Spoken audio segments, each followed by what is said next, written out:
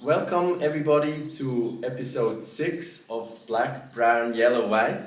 And today I am very excited to have Fatima MOUMOUNI here. She is a prominent spoken word artist, rapper, cabaret artist and activist. She was born in Munich, Germany, and has been living in Switzerland for many years, I think over a decade.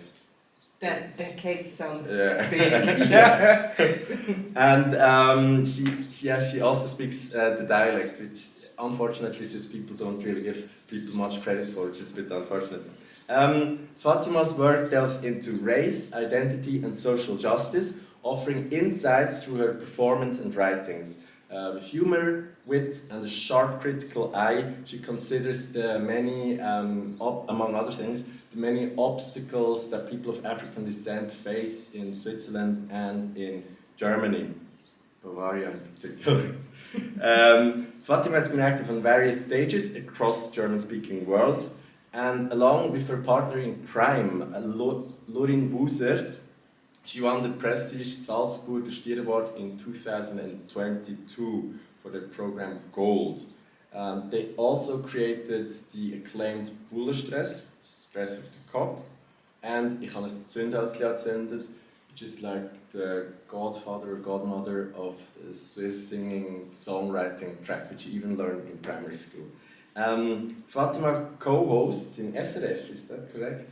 The co-hosting of MOUMOUNI Gültekind. No. Against the SRF. Against the SRF, very good. So, co-hosts the MOUMOUNI Gültekind, Switzerland's first post-migrant late-night show with Gültekind, which I probably mispronounced, sorry about that. Ur. Okay, my Turkish is... Urs ohne S. Urs ohne S. Okay.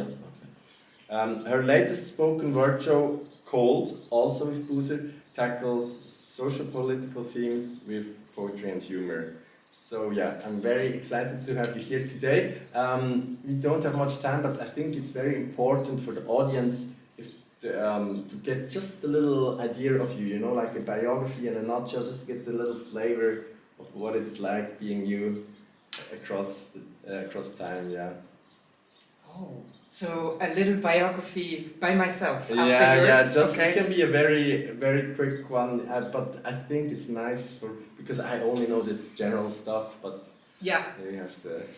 Okay, so I think I've always been writing, writing, even though Germany prides itself in its thinkers and writers and poets, it's still something very awkward in a way, because at some point people don't understand why you put so much time into just spinning thoughts and rhymes. I'm a lot into rhymes. And so I just followed doing that. And I had the chance in the last few years to explore different kinds of stages, of writing for stages and contexts. And I would say there was one point where I had to write like a poem about anti-racism or about racism, and somehow I got invited to all the little and bigger events that dealt with multiculti. This was in Munich? This was starting in Munich, yeah. Yes, and somehow I got into like this whole, in German you call it bunt, no? Like the colorful events, and it was a very weird time, because I got invited to places all over the German-speaking sphere, Austria, Switzerland, Germany, even Luxembourg, to talk in poetry about racism, and I learned a lot from it, especially about what it means to be socialized in Germany, or in this sphere, in this particular place that has a very particular way of dealing with racism. because it's different from where our racism theory comes from, the US. Yeah. It's a different context, and also Switzerland is a different context from Germany.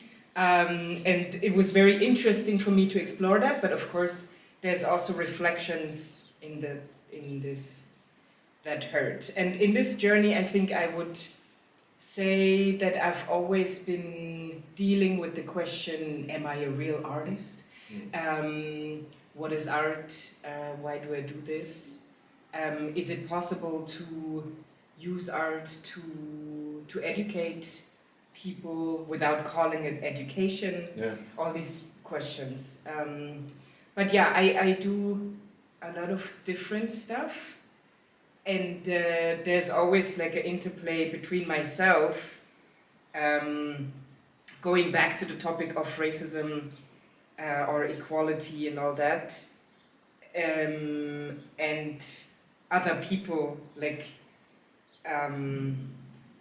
putting me into this kind of corner. But I would say I do a lot of things. So I think this has always been like a thing that has been like a prominent question or prominent element of my work, but I always also had to I don't know, like shift the framing in a way that I like. I don't want to be the Rassismus-Tante. Yeah. I am not okay with this label of humorlessness, snowflake thingy. I think I understand myself more as a person that's on the table waiting for others to join the table and get prepared for a proper discussion. And what, because unfortunately it's not so much topic of this interview, but what are some of the other themes you like, you that are important to explore for you? I would say, I mean, there's always this question of like, what would you do if you wouldn't work, or like, if you wouldn't have to deal with racism? Yeah. And I think that would be butterflies. I really like butterflies. But I would say like society, or like it's always like a thing. Like how does society work? How can we think together? How can we develop like a common viewpoint or a common view? But yeah, I would say like what I'm also interested in writing is of course like how to tell a story, or mostly like what is the eternal rhyme, like how far can you get with rhymes? Yeah. So. Okay, thank you very much for giving us this kind of overview, and I am interested in what are your sources of inspiration, like in terms of maybe people or historical figures, or maybe also in terms of art, works of spoken art or works of written art. What do you know some sources that initially kind of maybe gave you an impulse? I think it's always been rap music. I started to write rap or a little very early, and so it's always been inspiring to me, like to tell stories in this kind of format and in this kind of language. And I like there is a famous interview with some French rapper. I don't know if it was like a gangster rapper. And I think in this interview he quotes Rimbaud or some famous French person, and then the interviewer is kind of surprised by him quoting that, and then he like the rapper tells the interviewer, like, what do you think? Like, Yeah. we've all been to school here. Yeah. Don't you think that these people don't also inspire us? Yeah. So, of course, it sounds ridiculous, but of course I'm also like inspired by what has been proposed to me as high art or good poetry. And I think I have more problems with Goethe than with other people. So, but yeah, of course, this is something that is like so present, and the way that people are quoting certain people and get through with it as like very sophisticated is very interesting for me too. Yeah, this would be tempting to get into this Goethe question, but that's for maybe another time, hopefully. Are you like what kind of teacher are you? I teach at secondary school level, so I teach English, German, French, and geography, history. So I have the idea that you've also traveled quite a bit as an artist. Was there like certain aspects of a culture or a cultural practice that maybe inspired you or gave you something to think about or moved you a bit? Yeah, I mean, I traveled through Poetry Slam. Like, this is actually like my stage beginning. Like, these were the stages where I was able to perform at, I was invited at, or to. And so this is a scene that is very interconnected in the German-speaking sphere, but also worldwide.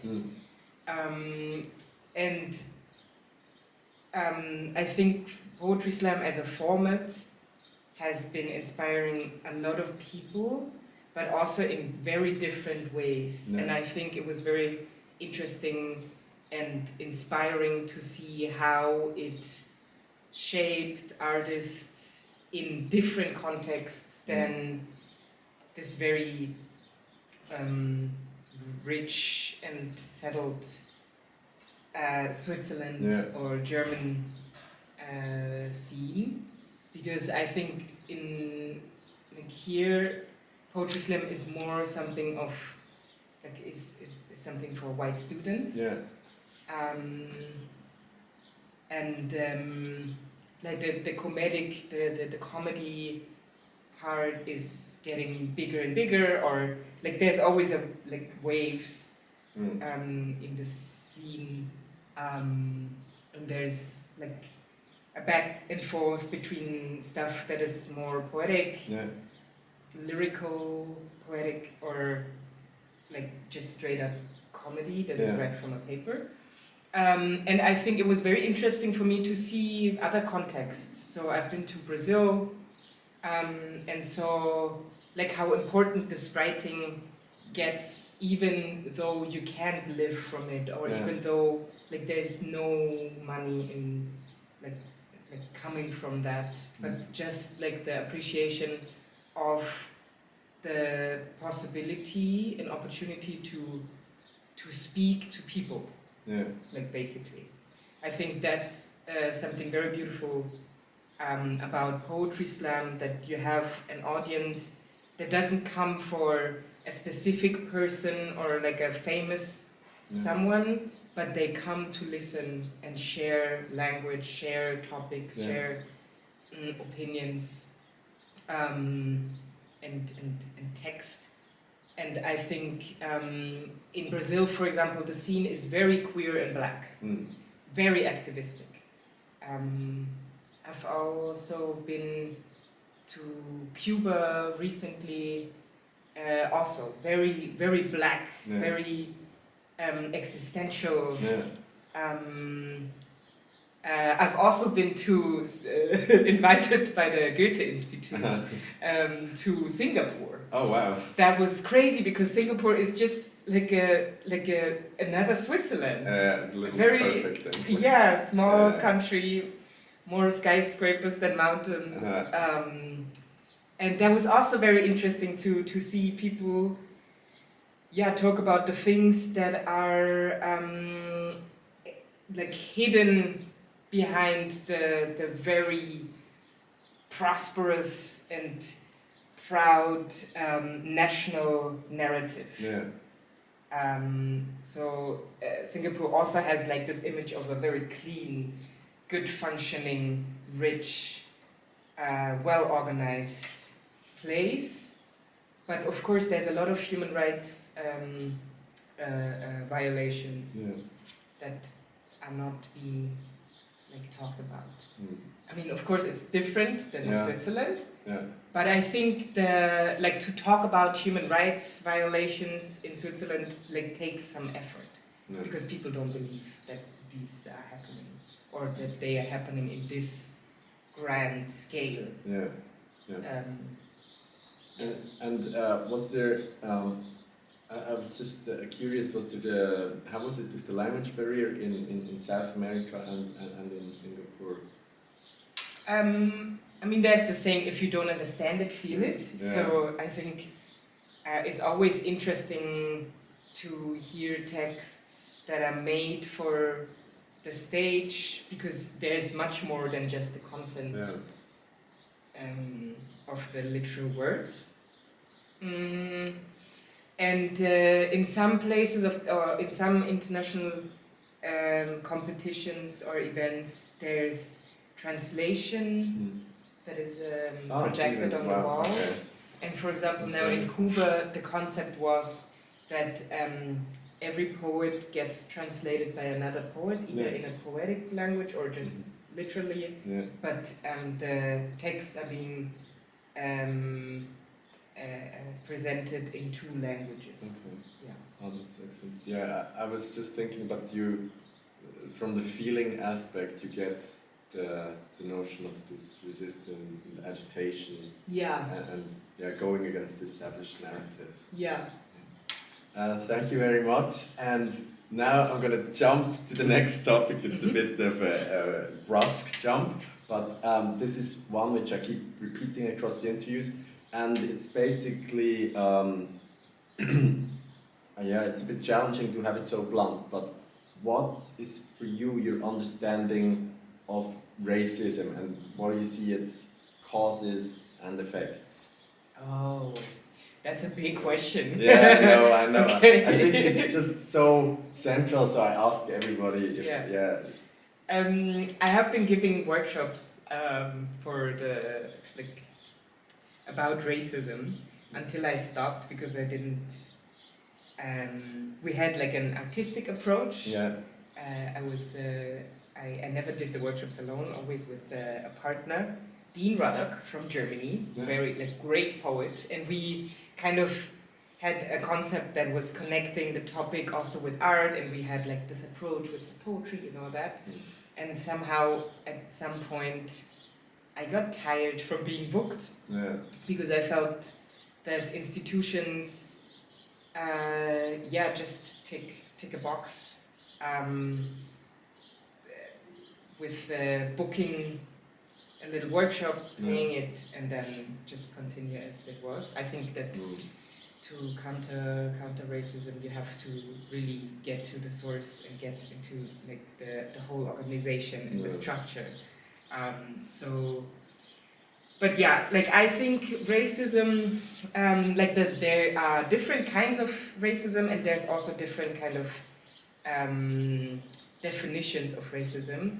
For me, what I think is very important are 3 things actually. Structurality, that it's something that is in all aspects of life and all aspects of, it's a structural problem. No? That's the first thing. And the second thing is historicity. So that it has a history.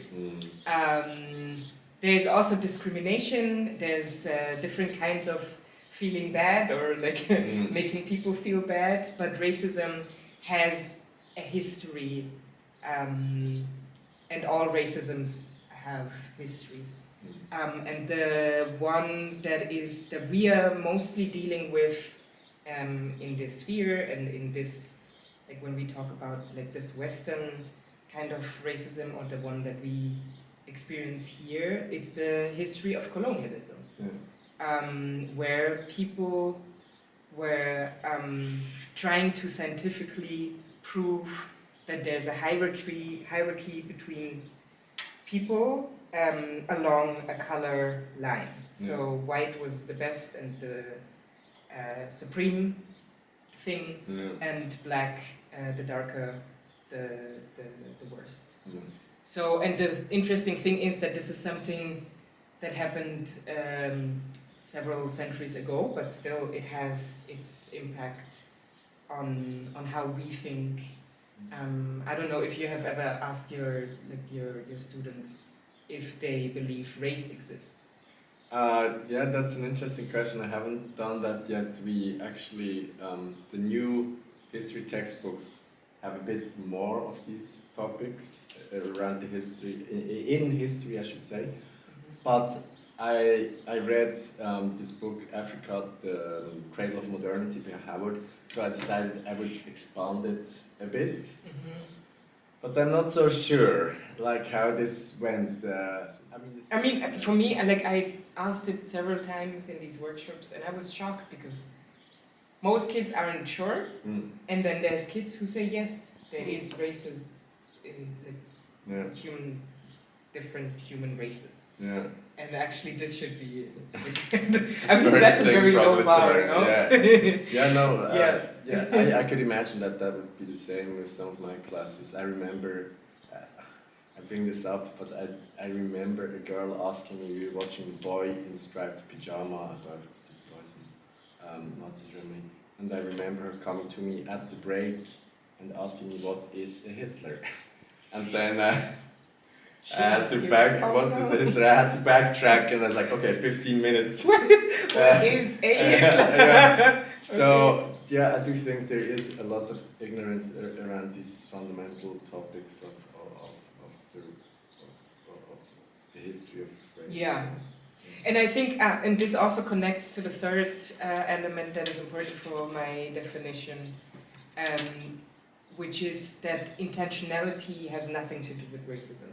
You can be racist without meaning to be racist. You can say racist stuff without wanting to say racist stuff. And I think this is very important to tackle racism because most of the people have a very kindergartenish definition of racism, which is just if you do something bad to a person and the person happens to be black or POC.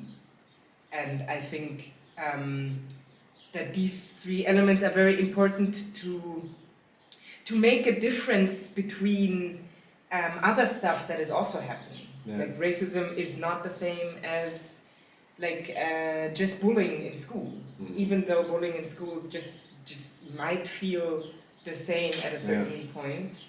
But I think if you want to tackle these topics, then you really have to make like categories of differences that make sense to talk about it. It's not the same when I don't know, when someone is being, I don't know, bullied for their glasses, which might be ableist, which is also like something that you have to look for or to tackle. It's not the same doing that, like doing talking about, I don't know, saying racist stuff. Exactly. There has to, and I think there has to be this institutional willingness and commitment, because with all these topics, I really shouldn't say that, but with many topics of different forms of discrimination, that I think is can be really lacking. That, like you said, it's just a kind of surface veneer. So, this is okay. I'm gonna ask this one, and I'm trying to go like maybe very simplistic to the other end of the spectrum. And then the question would be for me, multiculturalism and empowerment. What are those for you? And can you kind of recall a bit of your question is, okay, what is racism at the root? And the question is, what is multiculturalism and what's empowerment, Ermächtigung, I don't know, at root for you, or maybe even some of the experiences you've had with multiculturalism and empowerment, getting a sense of being in charge, power. I mean, in Germany, I grew up in a very diverse environment, and I think that helped me to, I don't know, to see different patterns of racism. Yeah. I had a lot of Turkish friends. I experienced how it is to, like, what's the difference between anti-Muslim racism and anti-black racism? What's the difference for me particular? Because my Muslimness is not as visible as my blackness. Yeah. So I felt that it's more difficult, for example, for me to deal with anti-Muslim racism. And so it helped to have different Muslim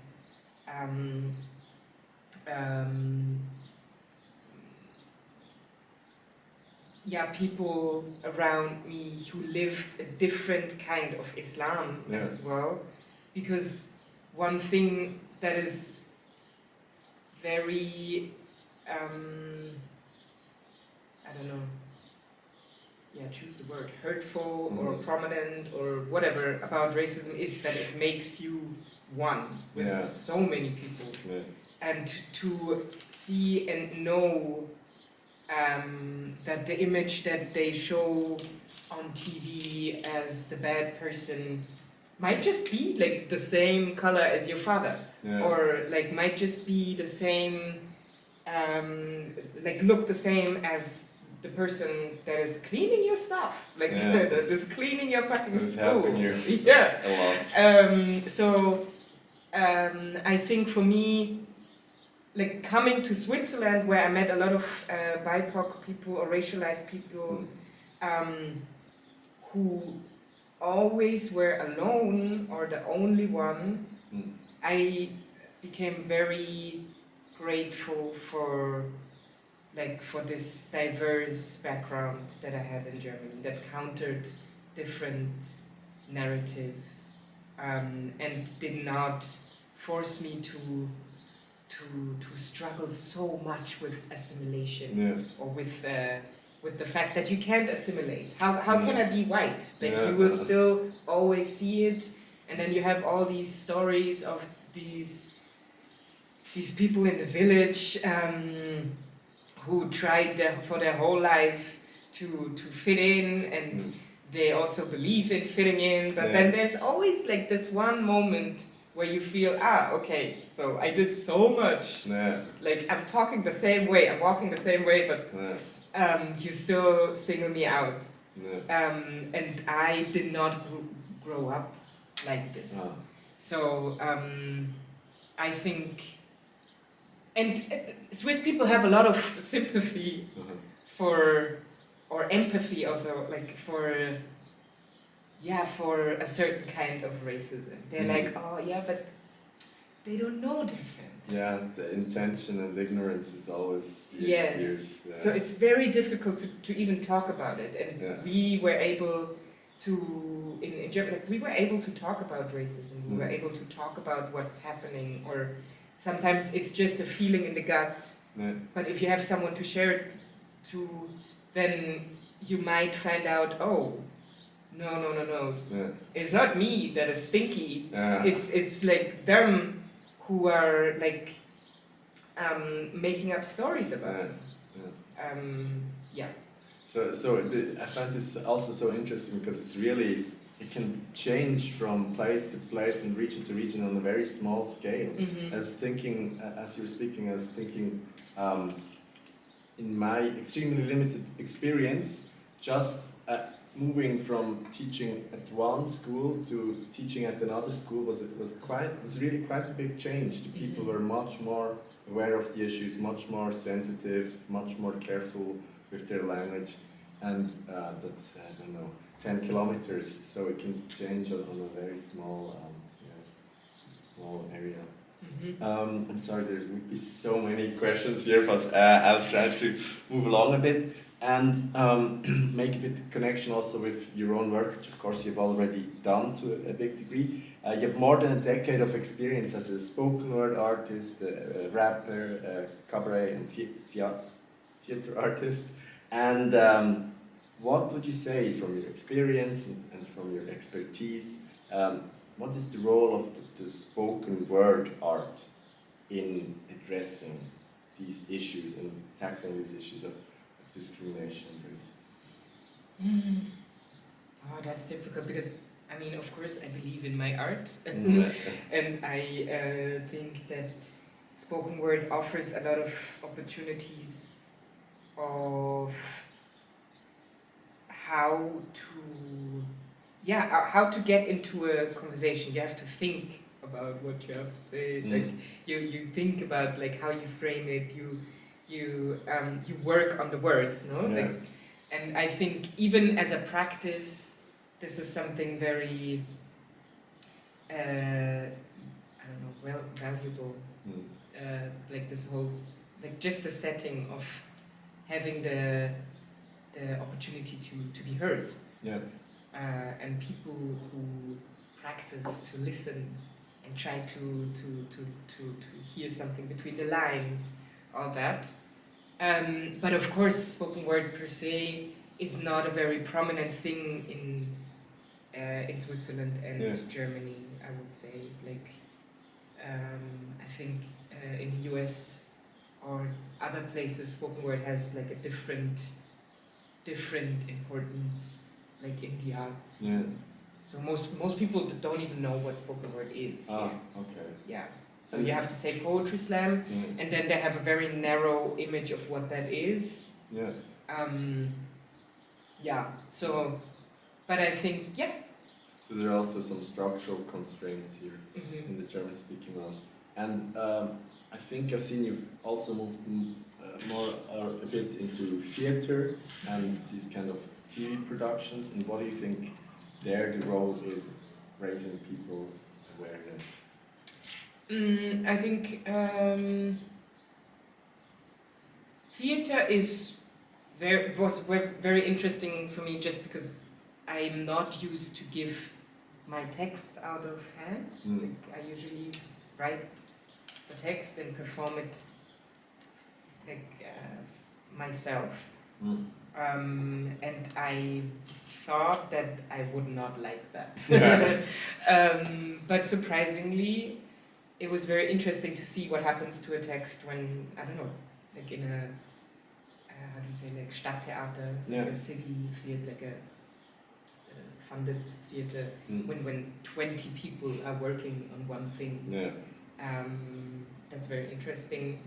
And I think with our piece Bullestress, like that really did something, I would say. Like it shaped the theater because we really were able to put an eye on the production, that like everything that happens behind the stage has the same standards in terms of sensitivity about racism. So it's the false spread.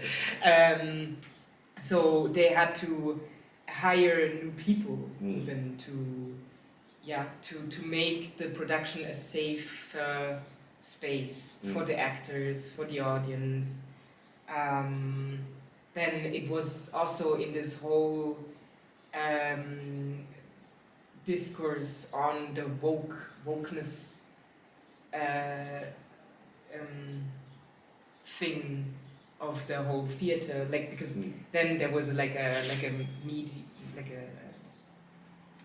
campaign against the Schauspielhaus. By the NZZ and a few more news outlets, just claiming that the wokeness makes bad art and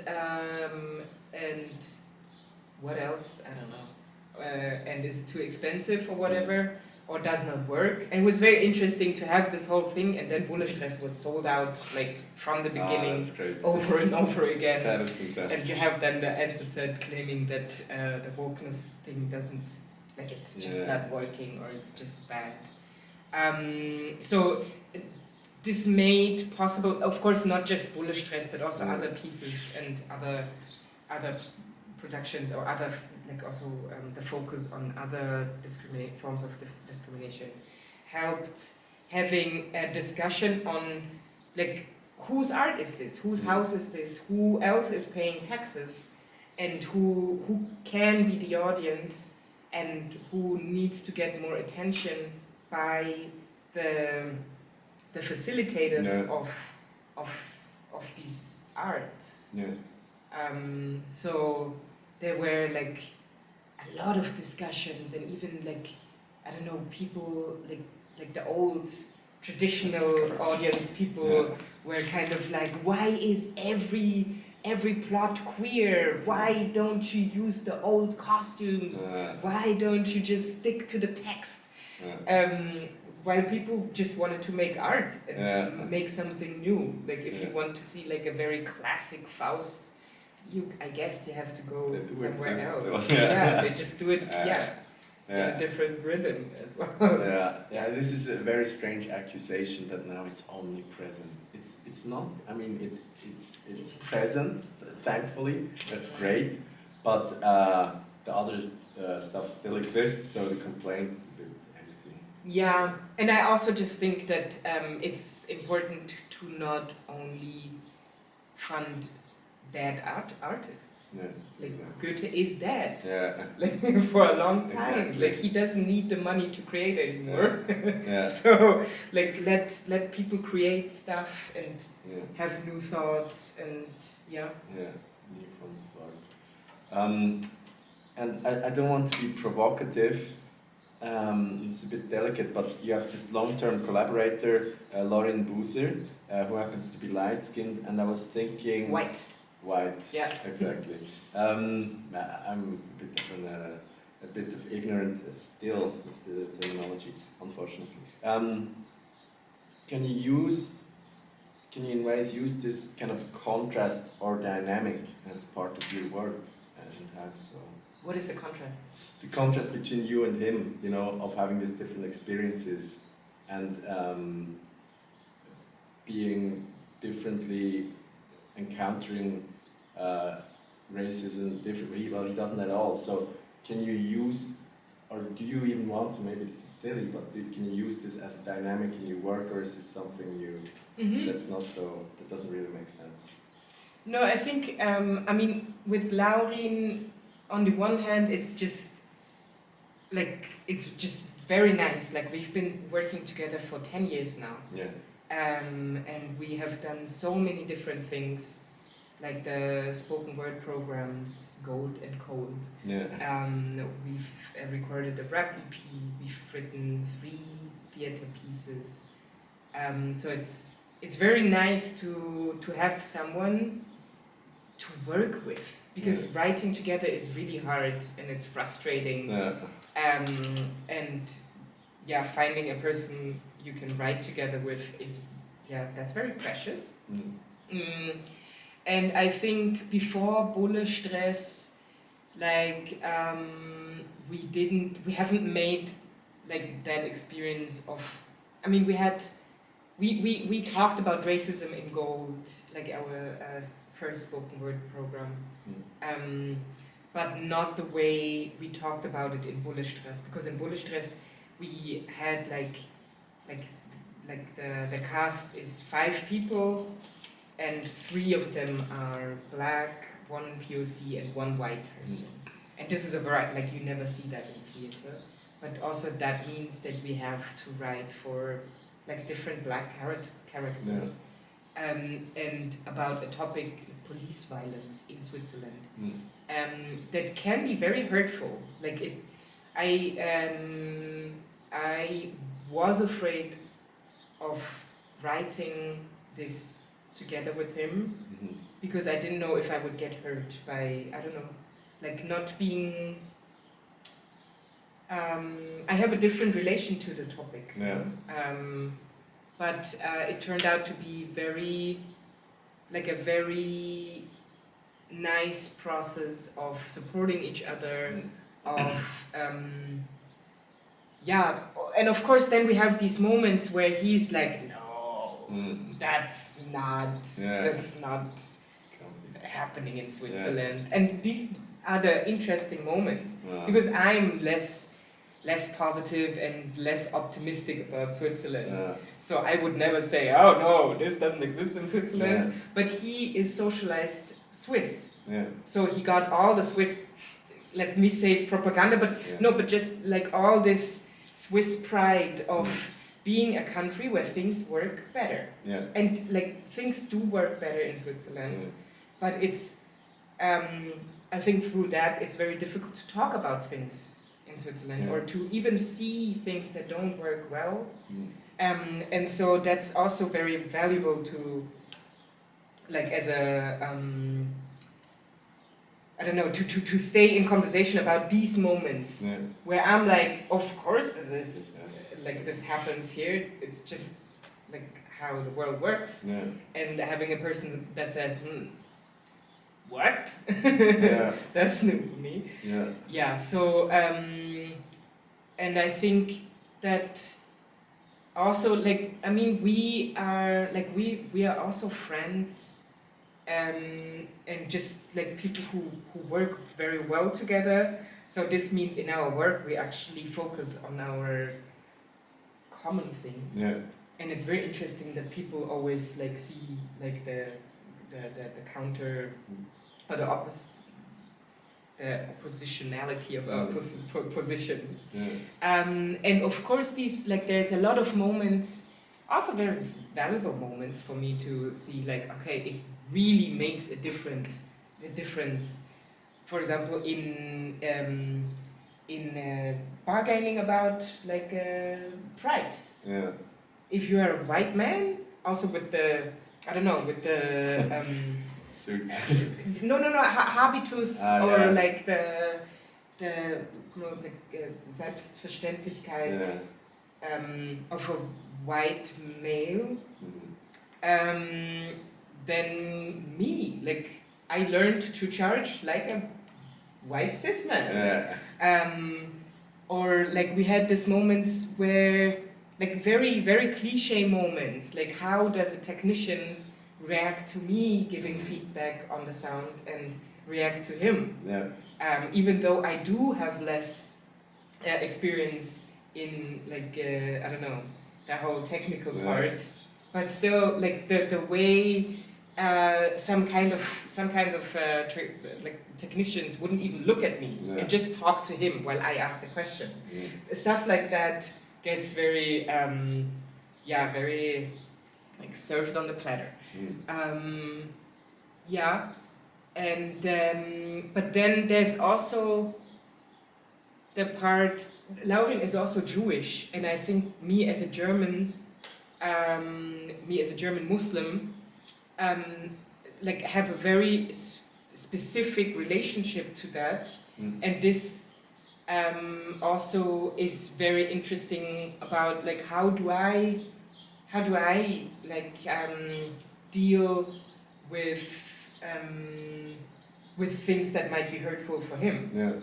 And of course there's more that can be hurtful besides like just race topics and gender topics and whatever, class topics or whatever, but like we've been working along all the wars in Israel-Palestine, or now in Gaza, like this, and like to stay in the conversation and to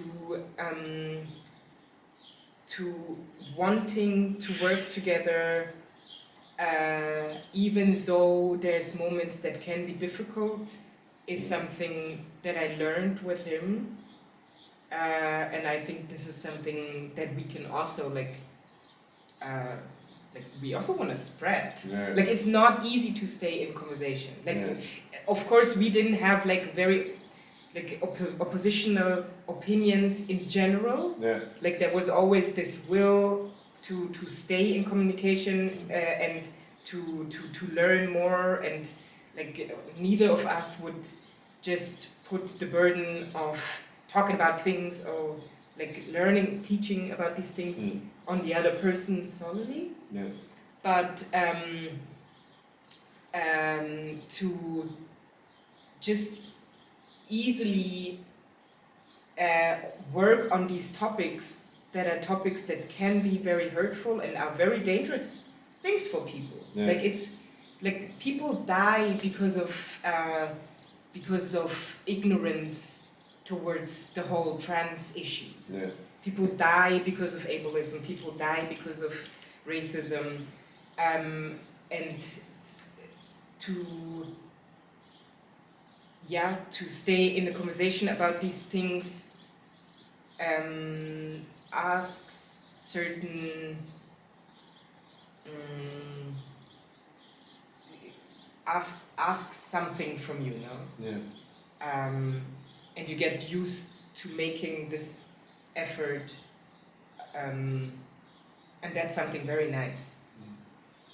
Wow. Yes. So staying in conversation can be this challenge, and yet also very exciting. We're coming actually already close to the end. I think, well, not really, but that's good. Very blunt one. What do you hope or aspire that is the impact of your work on younger generations, marginalized people? Woo. I mean, it would be very flattering and nice if I could inspire people to take up space, to take up the courage to stand on the stage and talk for themselves, to talk like with other people, to facilitate conversations and ways of communication. And I think that like it's also like showcasing my privilege. Yeah. Like of course there's reasons why I can go on a stage so easily. And I think I want to use that privilege, but also empower other people to know that they can also do that. And content wise, I mean, I talk a lot about Switzerland. Maybe I gotta stop I gotta stop doing that. It gets boring as well. But I would like people to dare to just have a different image of Switzerland that is more critical of this very well organized country. Yeah. I think it is a problem that we have, like a majority of this country is voting in parts extremist right party. I think it's a problem that the way people talk about colonialism, racism, the way they talk about equality is just not,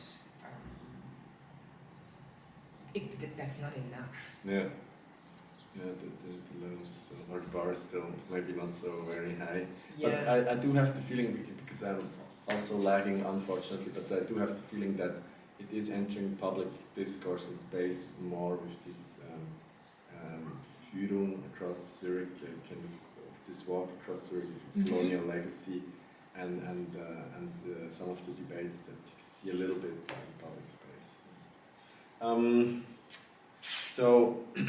But I see that, but I think like to dream big is also something you don't do in Switzerland, because we are always very like pragmatic and Like, so what if this isn't enough? Yeah. Like, I actually don't want to talk about like, oh, there has been a little bit of change. Yeah. Like things have been getting better. Like, what if we talk about like the big steps while really, of course, not forgetting like the small ones or not like just leaving them to the side. I think it's very important also because then otherwise you will lose sight. To not undervaluate the small steps, but sometimes I feel, especially in Switzerland, this is used as like an excuse to not, like to just stay in comfort. Yeah, there's a big element of structural conservatism or whatever that at all levels is pushing back against this. Especially, I was thinking about how the media and the news outlets talk about wokeness, because as one of the many topics, like this kind of complete lack of empathy and understanding is really very upsetting. So in this regard, I still have then a last question which you've already touched a little bit on, and that would be, could you maybe speak to the term racism fatigue? It's exhaustion. I actually, I wrote my bachelor thesis on activist burnout. And I think it helped me to always be aware of that. I was inspired by a friend who had been in activism for much longer than me, and I visited them, like a person that lives in Berlin, like where everything is like further and like you have all these kind of little groups that you can have your little safer space in, and you can choose between, I don't know, Muslim, queer, POC groups, and very specific like groups that we can't afford here, no? Like if you find that was a sidetrack. So I think that it's very important to always have in mind that this is very exhausting work, and that self-care in this and reflection of how much you can deal with in these moments, if you can choose, because most of the times you can't choose how much racism affects you. But if, like, with the elements that you can choose, that it's very important to stay sane. And so I think, for example, the workshops, giving these workshops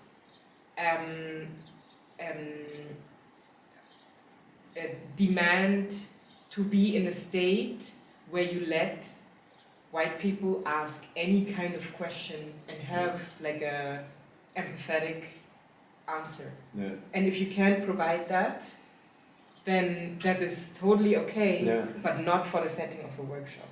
And when I was giving these workshops, that, for example, was kind of a parameter for me. Like, do I have the kindness of understanding where these questions come from? And if I don't, then these workshops will also hurt me. And I think that it's important to also push yourself and blah blah blah. Like, I'm not saying that we should just be there, like where it's comfortable, but I think that like this racism fatigue or activist burnout also comes from the fact that you can't escape it. You fight on this I don't know, how would you call it? Like you fight in this aspect, and then you go home to your white mom, for example, or to your white partner, or your white school friends. Like, I think it's a very common moment in the life of racialized people that at some point people that you grew up with, that you've always been friends with, that you found a very clumsy way of dealing with the differences. Yeah. At some point, if not both sides step up, or one side is just like closing their eyes and be like ignorant as possible, then this won't work. At some point, you need some accountability, or like just the trust in a person. That they are with you. And not just the image that they have of you, but like the full you. Yeah, exactly. I'm not just your, I don't know, like your SCHOKOBÄR. Yeah. Like I am a person, and I am your friend, and I want you to see me. And if you think of all the Africans in your like the image of all the Africans you have, and there's a discrepancy between the image you have and me, and you can't solve this, that's a problem. Yeah. Like you don't see me as human, and that hurts. And I think that this somehow sometimes requests from you that you distance yourself from the spaces where you can't escape the weirdness. Which can be so difficult.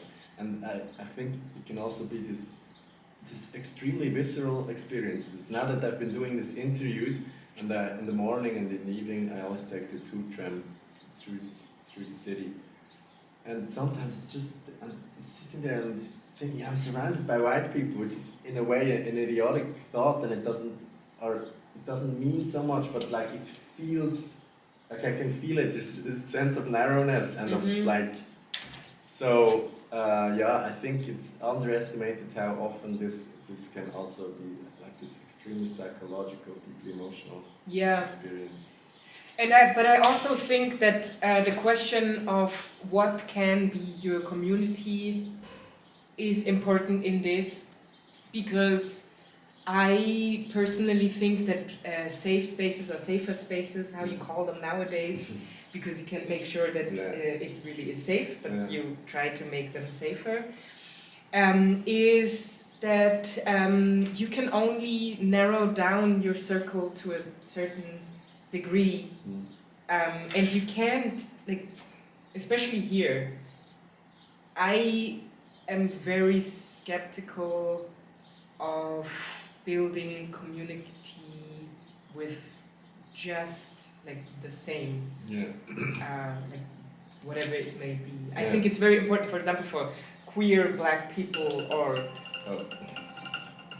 let me finish this thought. I'll say it again. I think it's very important for, let's say, queer black people to have a queer black space where they can just be themselves, and where the whole intertwined and intersectional ways of viewing them is not a burden to them. Because like the outside can be very painful and can be very exhausting, and it's nice to find comfort in a space where this doesn't happen.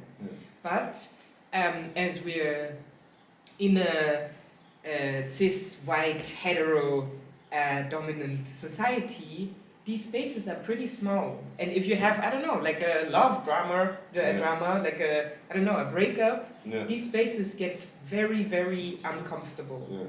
And I think that it's important to develop like a notion of how you can build community and find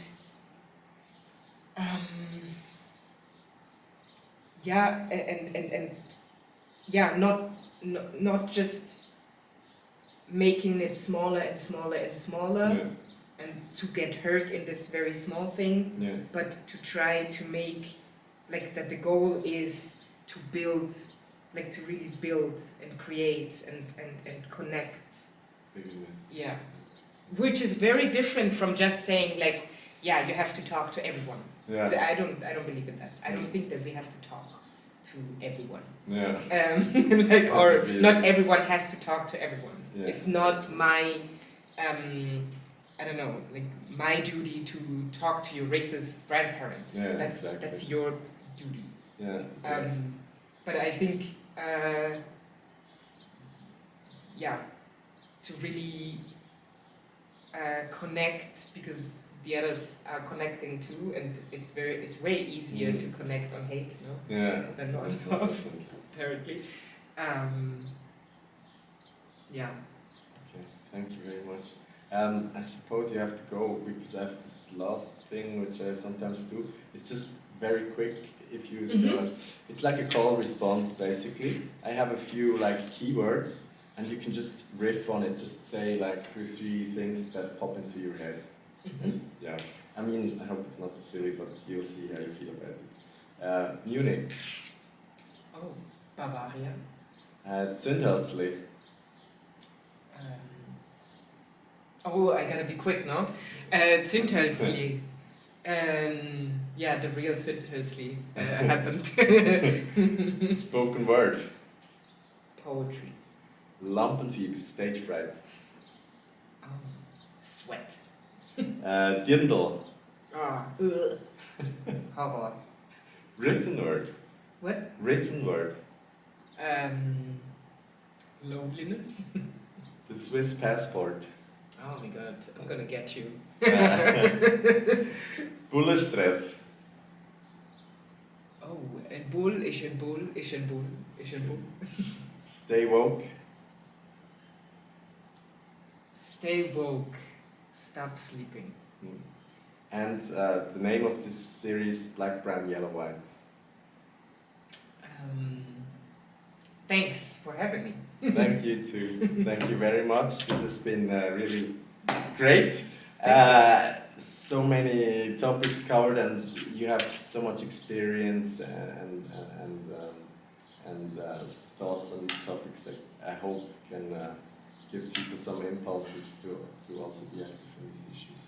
Thank you. Yeah, thank you very much. I don't know if I can shake your hand. I'm a bit sick, so.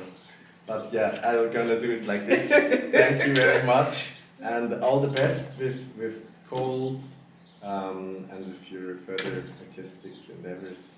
Yeah, thank you too. And yeah, follow this guy. Is this how we do it? Subscribe. Where's the subscribe button? Push here, yeah. I'm not quite yet at that stage. Right now, I'm just focused interview.